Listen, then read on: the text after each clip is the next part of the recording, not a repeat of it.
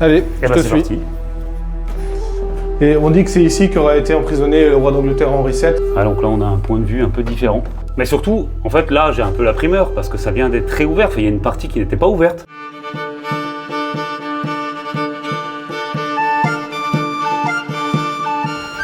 Bonjour Pierre. Salut Mathieu. Merci de m'accueillir aujourd'hui chez toi, ici, au niveau des 2 tours d'Elvin. Eh ben, merci de venir, on appelle ça aussi la forteresse de l'Argouette. Là, l'Argouette, ça veut dire le fond des bois. Ah, donc c'est en breton du coup. Exactement. Donc là, c'est pour ça qu'on est vraiment dans un environnement, bah oui, effectivement, en pleine forêt quasiment. Hein. On est en pleine forêt, il n'y a pas de route à moins de 800 mètres. On vient ici à pied, et donc la forteresse se mérite. Mais Ouais. Bah, surtout, elle impressionne. Quand on arrive ici au niveau de l'étang, bah là, on a 2 tours énormes. On a une tour qui est quand même gigantesque déjà, la ronde à droite. Mais par rapport à l'octogonale qui est à gauche, bah, elle paraît toute petite. en effet, tu as vraiment 2 mastodontes de granit devant toi. L'un un peu plus vieux que l'autre, avec 2 époques de construction différentes. Mais le donjon, c'est vraiment un colosse, quoi. C'est 9 mètres d'épaisseur de murs de pierre. Et Ça, alors là, ouais. Bah, pour compenser la hauteur, parce que là, on est quoi, sur une 50aine de mètres? 52 mètres du fond des douves. D'accord. Et puis surtout un poids colossal. Donc il fallait bien 9 mètres pour supporter tout ça. Et ben on va pas traîner plus et puis on va aller à l'intérieur du donjon si tu veux. Ouais, j'ai hâte, parce que c'est vraiment hyper impressionnant. Et là, je vois qu'il y a un plan d'eau. Est-ce qu'il y avait des douves à l'époque? Il y avait des douves mais qui restaient sèches. Il y avait potentiellement de l'eau dans les douves 2 à 3 semaines par an. Mais D'accord. c'était vraiment plus un fossé que des douves. Parce que là, ça entoure pas, hein, je crois pas. Hein. Si, en fait- ça fait le tour, mais D'accord. l'idée c'est surtout de ralentir la marche des ennemis potentiels si tu veux. Quand tu as un fossé à traverser, c'est beaucoup plus long que quand tu as juste de l'eau, où là il suffit d'un radeau pour traverser. Parfois, c'était des marais. Oui, Bah, alors ça- justement, à ma droite tu as un étang, mais à l'époque c'était un marais. Ah, bah, c'est souvent le cas. ouais. Et est-ce qu'il y a une occupation plus ancienne? Est-ce qu'il y avait une mode féodale, une mode castrale peut-être? Parce que c'est souvent l'ancêtre des châteaux forts en pierre, entre guillemets. Ouais, bien vu. Tu avais une mode féodale, mais qui était dans le bourg d'Elvin. Et D'accord. au XIe siècle, elle a disparu, et l'Argouette est venue s'installer vraiment ici. Et d'ailleurs, à partir du moment où la mode féodale a quitté le bourg d'Elvin, Elvin a arrêté de se développer, et aux dépens de Vannes ou d'autres bourgs plus gros, si tu veux. Ouais, comme souvent. Hein. Ouais. Et là, je te coupe, Pierre, avant qu'on aille un peu plus loin. C'est quoi, là, le bâtiment qu'on voit? Il y a pas mal de trous de boulins. Ouais. Alors, Eh c'est ben, un bâtiment qui est aussi 14e, 15e siècle ou plus récent? Non, pas du tout. Paradoxalement, c'est le monument le plus récent de la forteresse. Ah, Ça date du 19e, non 16e. 16e? 16e, Ok. mais ça a été construit pour être un logis en fait de domestiques, de personnel. D'accord. Et du coup, on a apporté un soin moins important à la qualité de fabrication du monument. Ouais, clairement, parce que Et déjà, on n'a pas c'est- bouché les boulins. Ben non, c'est le monument qui s'est effondré en premier. Hein. Ouais. Ouais, qui était moins fait pour durer, parce que là, j'ai l'impression que c'est que de la pierre de taille, en fait. Le granit, Ce oui. donjon. Le granit, il est impressionnant par la qualité de son architecture, même si on voit des lézardes qui sont dues à des erreurs de calcul architectural. Ouais, je vois. Hein. C'est Néanmoins, ça, hein. ouais.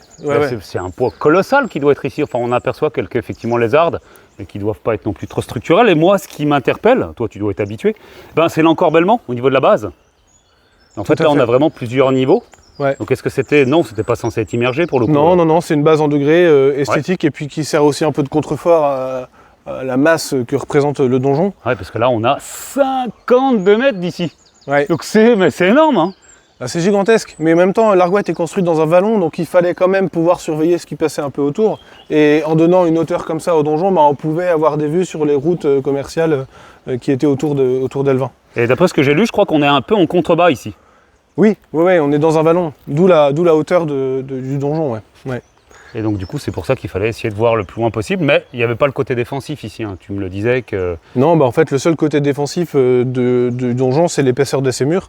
Mais c'était vraiment un lieu seigneurial. Il n'y avait pas de garnison militaire à proprement parler Ouais, qui ça pouvait, hein, habitait il là. pouvait y avoir un sergent, une Ouais. dizaine de Oui, soldats. voilà. Il y avait les gens de service, la famille du seigneur, quelques militaires pour protéger l'enceinte. Mais c'était vraiment l'Argouette était destinée à être un lieu de villégiature, si tu veux. C'était un château d'apparat, quoi. Ouais, parce qu'on n'a aucun élément défensif en fait. Non, On voit non, pas de canonnière, bon c'est plus récent, enfin 15e ça pourrait. Hein. Et- Pas à l'époque de construction du donjon. Tu as 2 canonnières qui existent sur la tour ronde, Ouais, mais qui là-bas. elles sont orientées de telle manière à ce qu'en fait elles n'ont pas d'intérêt à proprement parler, elles ne protègent pas la tour ronde. Donc elles étaient là parce que l'artillerie existait et que ça se faisait de... Pour intimider. pour C'était intimider. tendance peut-être à la mode. Et en un fait, peu, quand on étudie la position des canonnières, elles servent à rien. Ah ouais, ok. Parce que souvent, pour que ça serve, il faut qu'il y ait un glacis en fait tout autour. Il ne faut pas qu'il y ait de Bah forêt, il voilà. faut qu'il n'y ait rien. Ouais, tout à Il faut que ce fait. soit un terrain plat Ouais, pour pouvoir tirer vraiment au ras du sol. exactement. Alors que là, on tire dans les douves, quoi. Ah bah là, on dirait du fragon. C'est ça, hein, non? Ouais, t'as raison, C'est- c'est du fragon. Mais bon, on n'est pas venu là pour ça, Mathieu. On va aller voir ce qui se passe à l'intérieur. Ouais, on va aller voir dedans, dans le donjon. Ouais. Et pas le fragon. Mais là, on a vraiment le côté arboré. En fait, il y a combien d'hectares autour? Il y a 180 hectares de forêt. C'est beaucoup. Et c'est génial parce que ça fait du coup des revenus complémentaires qui permettent de financer les travaux nécessaires. Ah, donc tu fais un peu de vente de bois? Ouais. D'accord. Parce que rien qu'en arrivant, quand tu es venu me chercher, au niveau de la maison du gardien, du coup, il y a 800 mètres, tu es venu me chercher en voiture. Oui. Donc, du coup, il y a vraiment un éloignement entre le stationnement de départ quand on On est arrive. un peu des flemmards parce que les visiteurs, eux, ils font ça à pied. Et... Il nous fallait qu'on gagne du temps. D'accord. Et donc là, je crois qu'il faut qu'on rentre par le Châtelet en fait. Il n'y a qu'un accès possible à la forteresse, c'est le Châtelet. Et avant, c'était un pont-levis, mais tu penses bien qu'on l'a remplacé par une passerelle parce que c'est plus commode. T'as vu, Mathieu, regarde, de là où t'es, tu vois bien ce qu'on a rajouté au-dessus de la ligne de Machicoli. On appelle ça le petit château à 4 bastions. Et en fait, ça servait de salle pour les gardes et de prison. Ouais, c'est Et- ce qu'on a là-bas, un rajout en fait qui est un peu moins épais au niveau des murs, j'ai l'impression. Oui, tout à fait. Là, C'est vrai c'est des murs qui font 80 à 1,20 m d'épaisseur. Et d'ailleurs, tu vois une échelle? Ouais, j'aperçois une échelle effectivement ici, Ouais. en aluminium. Et ben là, c'est vraiment pour monter tout en haut, quoi. Est-ce qu'on peut y aller? On peut pas y aller. Il y a beaucoup trop de vent aujourd'hui. Ok. Et l'épaisseur des murs est telle qu'on risque de chanceler. Et moi, j'ai pas envie de tomber dessus. C'est périlleux, c'est pas sécurisé. Donc c'est pas dans la visite. Non, on s'arrête au 6e, juste avant la ligne de Machicoli. Là, on a un beau point de vue, je trouve. On n'est pas en contre-jour. On a plusieurs fenêtres à meneaux. Donc Ouais. les meneaux, en fait, ce sont les barres ici qu'on a là, qui sont croisées, qui permettent de renforcer en fait la structure. Et bien justement, la fenêtre du 3e que tu montrais là, Ouais. on voit qu'elle a été refaite. Il y a 2 ans, on a refait complètement le meneau, le linteau. Et les pierres qui sont sur la gauche sont des pierres neuves. Et il faudrait refaire toutes les fenêtres du donjon parce qu'elles s'affaissent. D'accord. Et ben Mathieu, on va aller voir une gargouille. Ok. Comme sur les églises. Comme sur les aiguilles, mais en plus gros. D'accord. Donc c'est pour l'écoulement des eaux. C'est pour l'écoulement des eaux. Il y en avait à l'époque une à chaque arête de donjon qui est octogonale. Oui, parce Et- que ce donjon, il est particulier. Je crois que c'est le plus haut de France. C'est le plus Alors, haut donjon octogonal de France, non? C'est le plus haut donjon octogonal. Ok, Ouais, ouais. octogonal. Parce que tu as Vincennes. Il y a Vincennes qui est plus haut, ouais. Et c'est pour ça que je suis là aujourd'hui, parce que c'est un autre monument historique classé, pour ceux qui me suivent depuis un petit moment. Donc il est vraiment particulier ce donjon. C'est vrai que le vent, là, on le sent. Hein. Je me verrais pas monter. Et la partie en haut, qui a servi de prison aussi pour les gardes, je crois qu'elle est 16e, tu me disais? Donc Oui, elle est ça un a petit été peu rajouté au antérieure. 16e. Et du coup, on le voit d'ailleurs au niveau du soin qui a été porté à la construction de la partie rehaussée. C'est pas du tout de la grosse pierre de taille en grand appareil comme on voit ici. Ouais, parce que là, vraiment, on est sur quelque chose de vraiment très coûteux. C'est de la pierre de taille, effectivement, de gros appareils. Il y a même des marques lapidaires que j'aperçois à certains endroits, donc des marques laissées par des tailleurs de pierre. Ah oui, les gargouilles. Donc en fait, c'est tout là-haut. Ouais. Là, on l'aperçoit. Alors la plus évocatrice, c'est celle de droite, où on voit vraiment une tête d'homme. D'accord. C'est assez curieux de voir ça sur une tour. Et on avait aussi des machicoulis. Ah oui, et regarde le soin qui a été apporté à la construction du travail. Tu as vraiment ce trilobe qui est unique et qui montre une fois de plus que l'Argouette était un château d'apparat. C'était vraiment pas un lieu en fait dédié, défendu, parce qu'on a Non, vraiment non, aucune non, trace. c'était Encore une fois, une sorte de résidence secondaire du seigneur de l'Argouette. aucune archère, aucune arbalétrière, parce qu'au 15e on a aussi les arbalètes qui arrivent. Ouais, on a une arbalétrière sur le Châtelet. Ah ouais, Ouais. En croix, enfin en croix, parce que j'en Ouais. ai vu moi qu'à Fougères. Alors qu'à elle n'est pas en Fougères, croix, elle est en. Parce que c'était pour diriger un petit peu donc de haut en bas, enfin de haut en bas pour vraiment donner l'angle Ouais, pour la distance, mais on pouvait aussi à l'horizontale. Et donc une vraie archère, donc c'est comme une meurtrière en fait, Ouais. mais une arbalétrière, tu as une petite croix. bah tu l'as en bas, on ira la voir au Châtelet si tu veux. Et pour pouvoir mettre l'arbalète en Ouais. fait un peu adossée. Mhm. Donc du coup là maintenant on va aller du côté du Châtelet. Ouais, on va aller voir le Châtelet parce qu'on est obligé d'y passer pour rentrer dans le donjon. Là on arrive, on aperçoit la tour ronde, et puis le fameux Châtelet. Voilà, Eh ben ça ressemble pas à un Châtelet comme je le connais. c'est un Châtelet d'apparat. C'est vraiment le Châtelet que Jean Caderieux a construit à la fin du 15e. D'accord. Donc toujours en grosse pierre de taille. Ouais.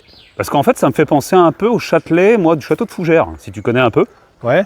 Bah, la première tour, en fait, elle est comme ça, elle est vraiment carrée, en fait, elle est assez imposante. Mais du coup, bah, ça me fait penser un petit peu à ça, à cette configuration-là. Bah, les c'est 13e, cohérent, hein, c'est la même. C'est pas tout à fait la même époque, mais c'est la même architecture. Et tu vois que de part et d'autre du Châtelet en granit en grand appareil, Ouais, je tu as les l'aperçois. vestiges des 2 tours rondes du 13e. Ouais, donc là, un Châtelet plus conventionnel, un peu comme à Guédelon, en fait. Oui, exactement. Ce qu'on C'est dans a le même normalement, style. c'est en fait un Châtelet, c'est une porte défendue. Là, je vois qu'il y a un blason, non? Au-dessus. Donc là, il faut imaginer qu'il y avait un pont-levis. Si aujourd'hui, c'est un pont dormant en bois, donc qui se relevait pour défendre. Parce que là, on a vraiment des douves, en fait, de chaque côté, hein, sèches. Mais ce que je vois là-bas, ça ressemble à quoi? Eh bien, ce sont les armes de Jean Caderieux. Donc c'est un grand sanglier avec une tête de cheval, dessous un aume, et dessous un écu avec 10 besants. Et les besants, ouais. c'était la monnaie byzantine. Le home, je ne l'aurais pas vu. Ouais, d'accord, ok. Donc là, ça n'a pas du tout de symbole celte, parce que je me Non. disais, moi, un sanglier, c'est vrai qu'on reconnaît vraiment la tête de sanglier. Tête de cheval avec un grand sanglier, c'est assez particulier. Et le petit détail qui tue, c'est quand tu te mets sous les armes, tu vois 3 têtes d'angelots qui supportent les armes de Rieux. Il y en a... Vraiment ici, on le voit bien. Ah ouais. Les angelots.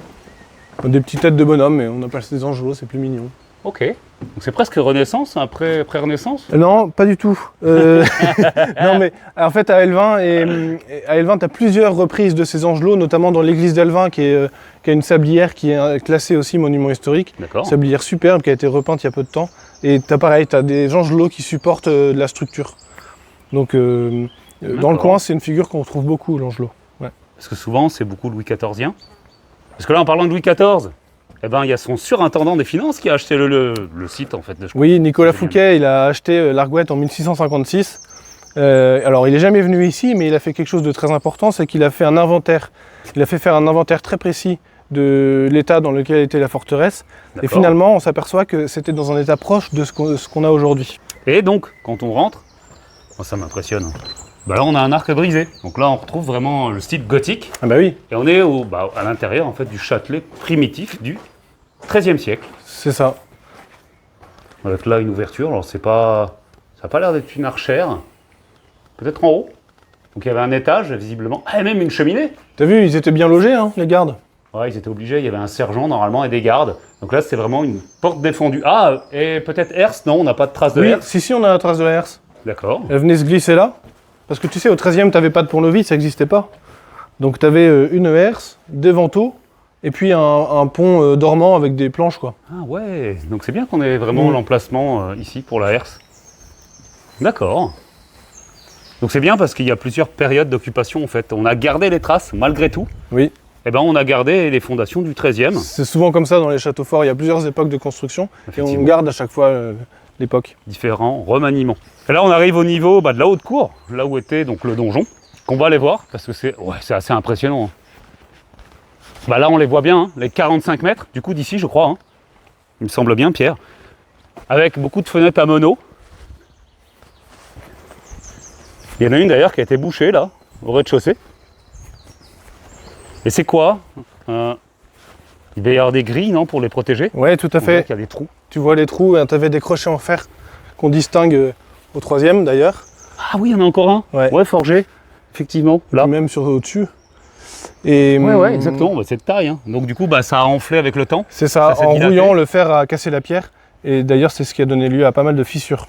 Parce que ça a été étayé hein, juste au-dessus, je crois, hein, la fenêtre à meneaux juste au-dessus. Bah ouais, c'est que la maçonnerie est fatiguée, il faut la refaire.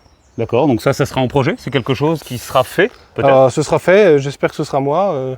J'espère. Ouais, non mais c'est à faire. Il y a beaucoup de travaux à faire à la forteresse. On va voir l'intérieur? Le vent se lève. Oh là, mais ouais, le vent se lève vraiment. Là, pour le drone, ça aurait été compliqué. Mais normalement, tu devrais pouvoir me fournir des images. Alors, l'intérieur. Ah bah là, on a encore un arc brisé. C'est ça, Mais et il y tu avait un regardes, pont-levis, alors. si tu vois, il y avait un pont-levis, ouais. Et en fait, le donjon, il était trop facile d'accès, donc on a vite construit cette courtine. Probablement été construit assez vite après la construction du donjon. Ouais. Et en effet, d'ici, tu as 45 mètres de haut, alors que si tu pars du fond des douves, tu en as 52. Ah, donc peut-être un peu comme la prison en haut, alors c'est peut-être quelques dizaines Non, ça d'années c'est seulement vraiment, après. c'est vraiment beaucoup plus récent, ça. Enfin, beaucoup plus Donc c'est 16e. proche de la construction. Donc c'est aussi 15e. Ok, donc Ouais. c'est quelques décennies, quelques dizaines d'années décennies, après, ouais, ouais. au maximum. Ouais, ouais. Parce que là, on n'en parle pas encore de cette tour ronde, mais je crois qu'elle est quasi contemporaine à cette tour octogonale, ce donjon octogonal. Eh bien, il y a 70 ans qui les séparent, donc oui, à l'échelle d'une vie, à l'échelle, c'est beaucoup, c'est peu. Pourtant, elle paraît tellement petite par rapport à ce donjon principal, alors que tu me disais que par rapport à, je ne sais plus quel exemple, bah, en Je fait, parlais elle est de la plus- tour du Connétable à Vannes. par rapport à la tour du connétable à Vannes, elle est plus grande, mais en fait, elle paraît tellement petite ici. Mhm. Et je crois que le projet, eh ben, c'est la toiture. C'est Qui ça. va être, On va lancer une campagne de recherche de fonds pour refaire la toiture de la tour ronde qui est très fatiguée. On a des planchers qui ont été attaqués par la mérule et qui maintenant ont été assainis. Sauf que la toiture est hors d'usage, donc il s'agit de la refaire de manière urgente pour que la tour soit enfin assainie. Mais là, ce qu'on va aller voir, bah, c'est l'intérieur. Allez, je te suis. Merci. J'espère que ça va pas être trop sombre. Non. Là, on a une ambiance qui se dégage, un pavage aussi. Ah, donc là, on est vraiment à l'intérieur. Ah, on a vraiment une idée du volume. Ce qui est intéressant, c'est qu'on voit les différents niveaux de plancher, Ouais. différentes cheminées aussi. Ouais, tu avais 3 sortes de cheminées à l'argoette. Tu as la cheminée avec une hotte, comme au troisième, la Ouais. plus massive. Là, on la voit bien. Ensuite, tu as une cheminée monumentale, comme à gauche, là, au premier, avec les 2 colonnes de part et d'autre. Ouais, typique Et 15e. puis tu as des cheminées au nu du mur où rien ne dépasse. Donc c'est par exemple celle du second là. Ah oui, effectivement, juste là. Ah donc d'accord, il y a vraiment 3 types de cheminées. Mhm. Et bah, moi, ce qui m'impressionne, qu'on voit pas si souvent, alors c'est pas le cas ici, mais on a des fenêtres à coups-sièges. Ouais. Donc des coups-sièges, en fait, ce sont des sièges qu'on avait de chaque côté Mhm. de la fenêtre. Bah, c'était pour pouvoir lire. Bon, alors c'était peut-être pas si courant que ça, ou broder, enfin en tout cas avoir la luminosité de l'extérieur. Et là, c'était un puits, tu m'as expliqué, je crois. Ouais, tout à fait. Et donc tu avais 2 trappes qui permettaient d'accéder, une au sous-sol et qui servait de garde-manger, et puis tu avais une trappe aussi qui permettait d'accéder à une réserve d'eau. Moi, j'ai jamais vu par ailleurs ce genre de choses. Hein. C'est vraiment un aménagement qui est bien particulier. Et là, ce qui est bien, c'est qu'aujourd'hui, on n'a plus de plancher, mais on a vraiment une vue quasi en coupe, en fait. Ça permet de voir les différents types. Parce que je crois qu'il y a même la forme qui est différente. Mais oui, au rez-de-chaussée, on a conservé la forme octogonale. Au premier, on a une forme hexagonale et ensuite tous les étages sont carrés. Donc, octogonal, il y a 8 côtés, en fait, pour ce niveau-là. Ouais. Et après, on passe à 6, Ouais. hexagone, comme la France. Et après, derrière, ouais, on a une forme carrée. Alors que pourtant, la forme extérieure est toujours octogonale. C'est Donc, ça. en fait, ça a changé en fonction des niveaux. Et ça, c'est assez troublant et assez étonnant, d'ailleurs. Est-ce qu'on connaît la fonction?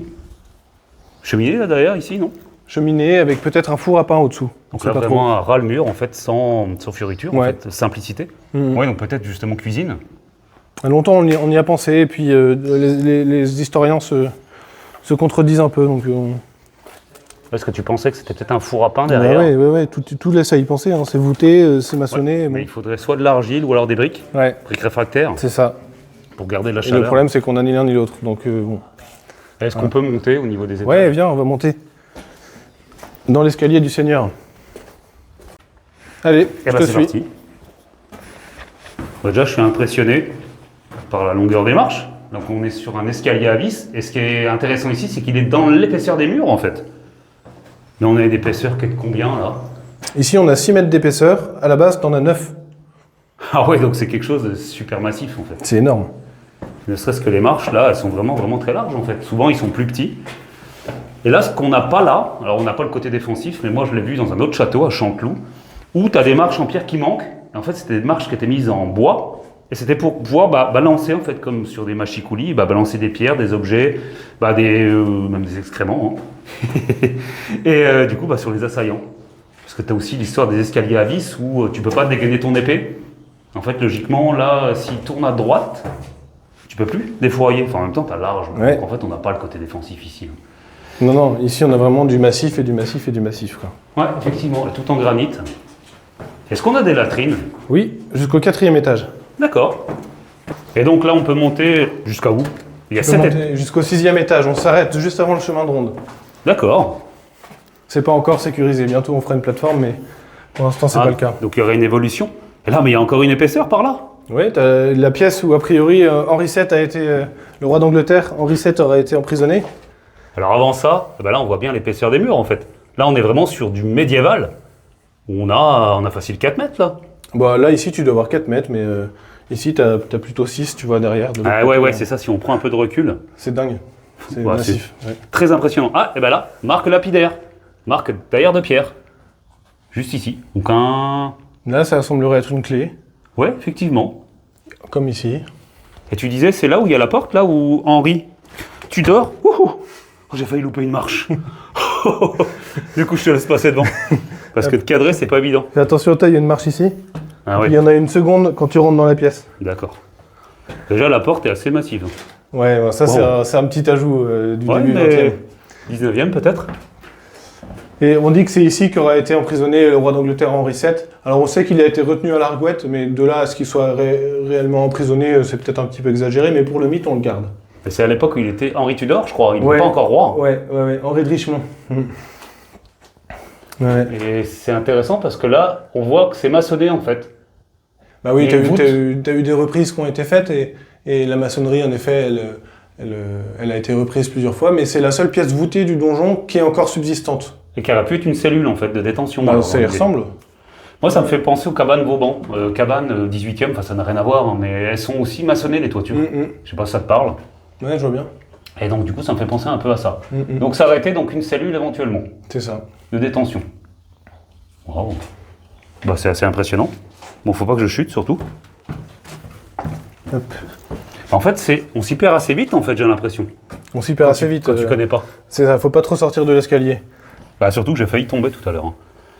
Ah, donc là, on a un point de vue un peu différent. Bah, on est au niveau du premier en fait. Ouais. Alors là, je vois qu'il y a un étayage qui a été mis. Ouais, bah tu vois, à chaque fois que tu as un étayage, c'est qu'il faut refaire la maçonnerie. Donc ça va prendre du temps, mais on va finir par y arriver. Et le fait qu'il y ait des visiteurs, ça permet de contribuer aussi à la restauration du site. On y arrivera. Donc n'hésite pas à venir ici, à l'Argouette. C'est ça.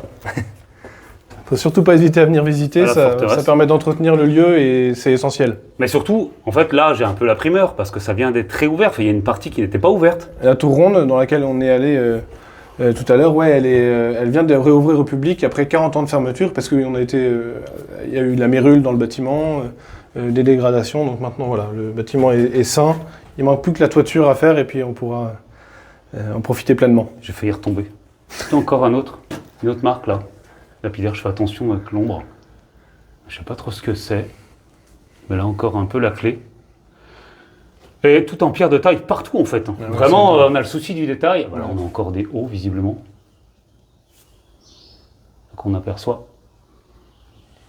Regarde, même si le donjon est hyper massif, regarde, ils se sont appliqués à tailler Ouais, il y a des avec des éléments lobes effectivement. comme ça, c'est dingue.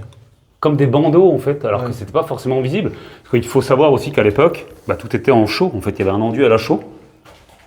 C'est ça. Et pas de pierre apparente en fait, comme aujourd'hui, peinte aussi souvent. On en retrouve la lumière du jour. Avec un petit papillon. Donc là, on est au niveau de la haute cour. Et est-ce qu'il y a eu une occupation pendant la Seconde Guerre mondiale ici? Oui, tu as les Allemands qui sont venus ici et ils se servaient de la hauteur du donjon pour surveiller les parachutages au-dessus de Saint-Marcel, au lieu du maquis breton. Ouais. Donc il y avait un lieu de résistance. D'ailleurs, Ouais. il y a un monument de la résistance, pas très loin. Oui, carrément, ouais. Quand on passe, j'essaierai peut-être d'y arrêter tout Ouais. à l'heure. Et donc là, vestige, on en a parlé tout à l'heure d'un bâtiment. D'ailleurs, on voit une cheminée qu'on aperçoit là-bas au niveau d'un mur. Bah oui, c'est des vestiges qui se sont affaissés avec le temps et on aurait pu penser aussi que l'Argouette eût été démolie.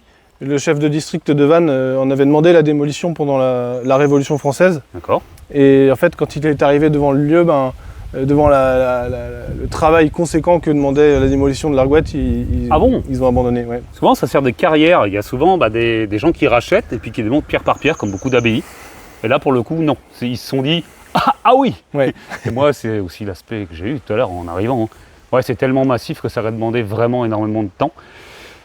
Et tant mieux, je dirais. Parce qu'au 19e aussi, il a été sauvé, je crois, notamment grâce à Prosper Mérimée. Tout à fait, qui l'a classé en premier en 1862. Ouais, c'est ça, c'est ce que j'ai lu. Donc là, on est en train de requitter pour aller vers la basse-cour, pour le coup. Ouais, c'est ça, la basse-cour où tu avais à l'époque des logis, tu avais aussi un four à pain et puis tu avais la chapelle. D'accord. Ouais, que j'aperçois là-bas. Il reste aussi aujourd'hui un cheminée. vestige, ouais. Donc il y a encore un pan de mur, un mur de refend, j'ai l'impression. Non, c'est un mur pignon. C'est un mur pignon, ouais. C'est le pignon sud de la chapelle. Elle faisait 20 mètres de long D'accord. à l'époque et d'une hauteur assez importante par rapport aux autres chapelles qu'on peut retrouver sur le canton d'Elvin. Donc là, du coup, il y en avait une aussi dedans, si je me trompe pas, dans le donjon. Tu avais une chapelle pour la famille du Seigneur et les messes de semaine dans le donjon, en effet. Et puis ici, c'était plutôt la messe où chacun pouvait assister. Bah, ce mur-pignon, il est quand même bien conservé. Ouais, et surtout dingue. la baie, elle est vraiment travaillée. D'ailleurs, c'est un motif que j'ai jamais vu ailleurs. Je crois que c'est ce qu'on appelle une baie géminée, mais je suis pas certain, parce que là, on a un motif un peu de croix, non? Qui est un peu enroulé avec un système de...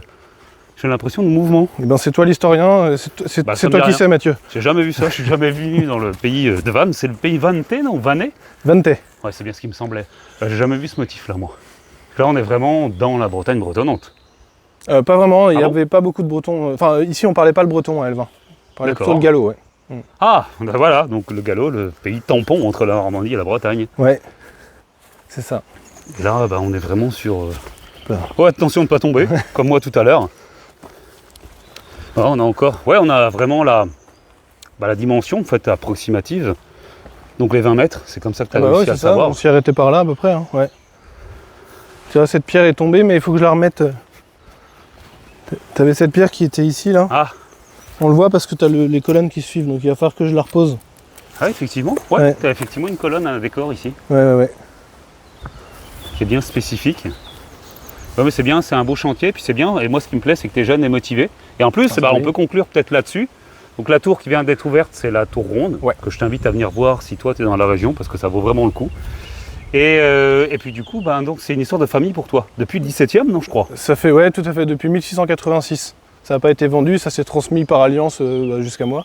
Mais c'est un peu un miracle que ça ait réussi à être préservé dans cet écrin de verdure aujourd'hui. Et surtout, la première raison pour laquelle l'Argouette est encore debout aujourd'hui, c'est que c'est ouvert au public, donc visitable. Et ça permet d'avoir des revenus réguliers qui permettent de tout réinvestir dans la forteresse. Donc toute la semaine. Tous les jours sauf le mardi, ouais. D'accord, donc c'est très bien. Mm. Ah bah c'est pour ça qu'aujourd'hui, oui, aujourd'hui c'était ouvert, c'est pour ça qu'il y a un petit peu de monde. Et ben du coup, moi je trouve ça vraiment super encourageant qu'un jeune soit intéressé par le patrimoine. Et tu me disais que je crois que c'est ton grand-père, début 1900, 1905 je crois, jusque dans les années 30, qui a sauvé le site grâce à une association. Alors Parce c'est le que- fruit de plusieurs générations, mais en effet l'association qui a travaillé dans la seconde moitié du XXe siècle a beaucoup participé à la restauration de l'Argouette et surtout avec un gros travail de dévégétalisation parce qu'il y avait des arbres qui poussaient partout et on ne pouvait plus Vraiment entrer dans la haute cour. Mais vraiment, vraiment partout. C'est-à-dire que là, ce qu'on voit là, c'était inaccessible. Ça l'était, mais la haute cour non. Ok.